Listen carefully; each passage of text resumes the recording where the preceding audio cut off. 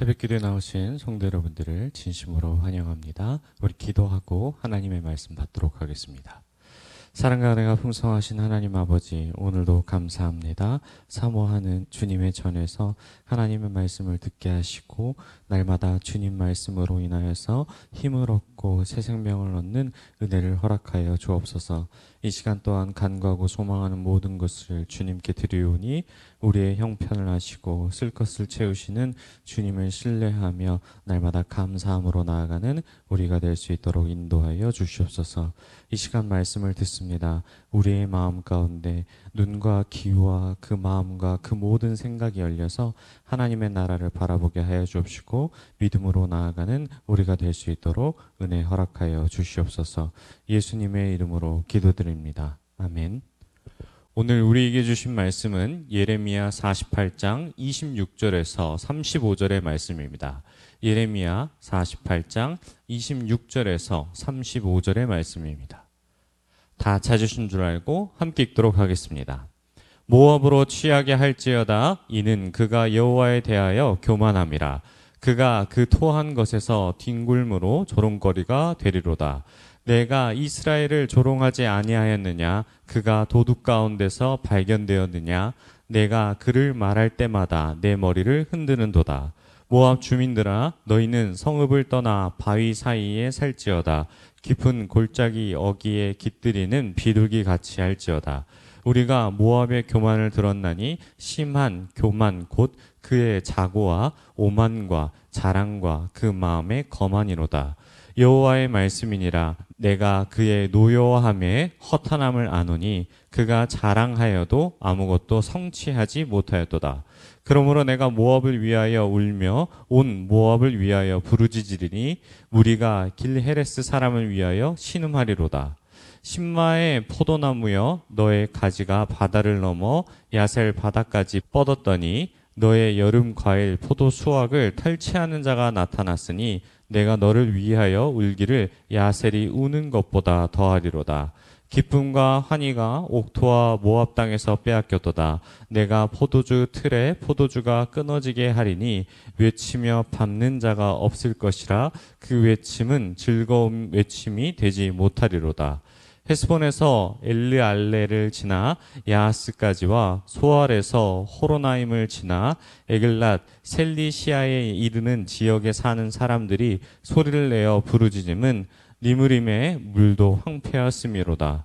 여호와의 말씀이라. 모압 산당에서 제사하며 그 신들에게 분향하는 자를 내가 끊어버리리라. 아멘. 모압을 심판하신 이유란 제목으로 하나님의 은혜를 함께 나누도록 하겠습니다. 구약에 기록된 말씀을 살펴보면 이스라엘 백성뿐만 아니라 주변의 모든 나라의 사람들까지도 전쟁을 사람과 사람 사이의 전쟁으로 바라보는 것이 아니라 신과 신이 맞붙는 신들의 전쟁으로 이해하였습니다. 또 그 지역의 토속신으로 생각하여 그 지역에만 신이 영향을 끼칠 수 있다라고 생각을 하였습니다. 이스라엘이 애굽에서 종살이하던 때도 마찬가지입니다. 하나님과 애굽의 신들에 대한 대결이었으며 누가 더 강한지를 보게 되었고 시내산에서 또한 많은 사람들이 하나님의 임재를 보고 듣고 이방 사람들은 하나님을 산의 신이라 생각하며 넓은 들판이나 강이나 바다에서 싸우면 이스라엘을 이길 줄 알았습니다. 이런 생각 속에서도 심판도 마찬가지였습니다. 하나님은 그저 이스라엘의 토속 신이자 가나안 지역의 신으로 생각했기에 강대국에는 하나님의 통치가 임하지 않을 것으로 생각하였고 그들이 믿는 신을 우리도 믿으면 그와 같이 강하게 부응할 수 있을 것이라고 생각하고 믿어왔습니다. 하지만 오늘 말씀을 살펴보면 이스라엘에게 내린 심판이 이스라엘뿐만 아니라 이방 민족에게도 심판이 내린다라는 것을 알 수 있습니다. 잘 생각해보면 이 부분은 이미 애굽에서 10가지 재앙을 내리면서 이방 민족에도 심판을 내릴 수 있다라는 것을 알았습니다.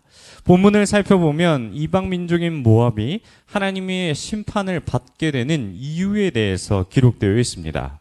26절 말씀을 토대로 보면은 그들이 여호와에 대하여 하나님에 대하여 교만했기 때문입니다. 어떤 행동을 했는지 27절에 기록되어 있는데 모압이 이스라엘을 조롱했다라고 하나님께서 말씀하십니다. 먼저 본문을 살펴보면 26절 서두에 모압에게 취하라는 명령을 내리십니다. 이 말씀은 예레미야 25장에서 모압에게 이 진노의 술잔으로 인해 취할 것을 말씀하십니다. 사람이 술을 잔뜩 마셔서 취하게 되면 인지 능력과 판단 능력이 떨어져 크게 다치거나 실수할 수 있습니다. 하나님의 진노의 술잔으로 인해 취한 모압이 심판받게 될 것이 예상됩니다. 계속해서 말씀을 살펴보면 두 번째로 조롱했다라는 내용입니다.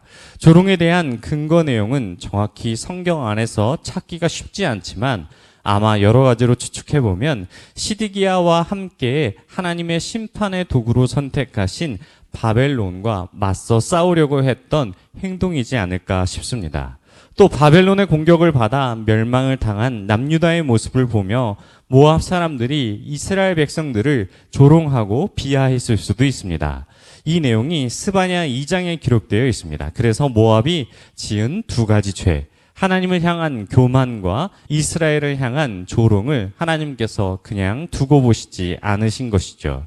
이런 모압을 향한 심판의 말씀이 28절에 기록되어 있습니다. 자신의 터전을 잃고 산악지대 바위 틈에 자리를 잡을 것이며 깊은 협곡의 불안정하게 둥지를 틀고 사는 비둘기처럼 매우 초라한 삶을 살아갈 것이라고 말씀하십니다. 이렇게 살지 않으면 바벨론에 의해 목숨을 잃을 것이 분명하기 때문에 이렇게 해서라도 살아남으라고 하는 그러한 말씀입니다. 하지만 이런 교만한 모압에게도 그를 위하여 애곡할 것이며 길 헤레스 사람을 위해 신음할 것이라고 말씀하십니다.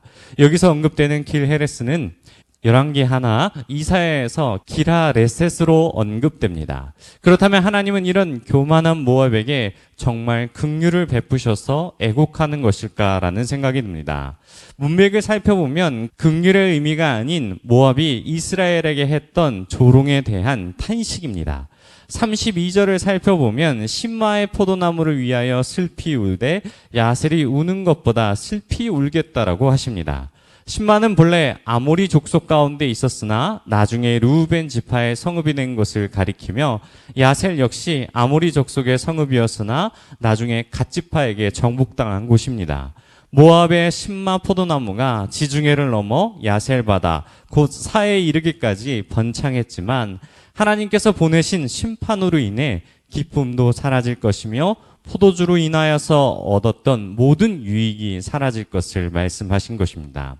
그 가운데 있는 사람들의 모든 터전은 붕괴되고 고통과 절망과 탄식의 울음만 남게 될 것을 말씀하고 계십니다. 뿐만 아니라 여기서 끝나는 것이 아니라 모압의 산당에 올라 제물을 바치며 우상에게 분향한 자들을 모두 끊어버리겠다라고 말씀하시고 선언하십니다.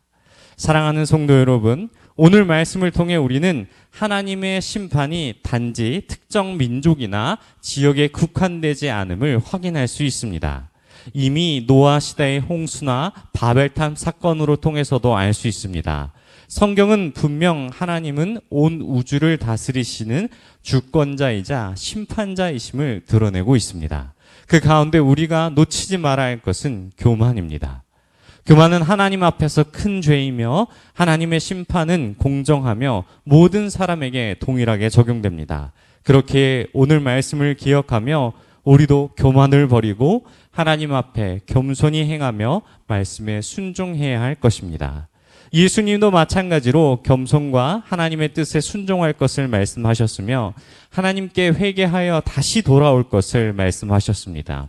우리는 이 기회를 놓치지 말고 하나님 앞에 나아가야 할 것입니다. 사랑하는 성도 여러분, 오늘 우리에게 주신 말씀을 기억하며 우리의 삶 가운데 교만을 버리시길 소망합니다. 오직 주님 한 분만을 경외하며 감사함으로 나아가는 저와 여러분이 되시길 주님의 이름으로 축원합니다. 들은 말씀을 생각하며 함께 기도하도록 하겠습니다. 하나님 아버지, 저희가 교만을 버리고 오직 주님 앞에서 겸손히 행할 수 있도록 인도하여 주시옵소서. 우리의 마음을 낮추시고 주님의 말씀에 순종하며 오늘 하루뿐만 아니라 평생토록 살아가게 해달라고, 붙잡아 달라고 우리 주여 한번 부르시고 통성으로 함께 기도하겠습니다. 주여, 하나님 아버지 붙잡아 주시옵소서. 말씀을 듣고 결단하여 우리가 나아가길 소망합니다. 하나님, 교만함을 버리고 오직 주님 앞에서 겸손히 행하는 우리가 될 수 있도록 인도하여 주시옵소서. 우리 마음 가운데 교만의 우상을 버리게 하여 주옵시고, 말씀으로 인하여서 주권자가 누구인지, 온 세상을 다스리는 통치자가 누구신지를 다시 한번 기억하며 믿음으로 나아가는 우리가 될 수 있도록 인도하여 주옵시고, 언제 어디서나 우리가 모압처럼 교만해질 수 있사오니 하나님, 그것을 경계하며 말씀으로 인하여서 쫑하여 나아가는 우리가 될 수 있도록 인도하여 주시옵소서. 우리 계속해서 기도하겠습니다. 주님, 온 우주를 다스리는 하나님의 주권을 인정하며 하나님의 공의와 심판을 두려워하는 마음을 우리에게 허락하여 주시옵소서. 또한 매일의 삶 속 가운데 하나님을 경외하며 주님의 뜻을 이뤄가는 우리가 되게 해달라고 기도하시고, 각자 가지고 온 기도 제목 가지시고 기도하다가 돌아가도록 하겠습니다. 주여,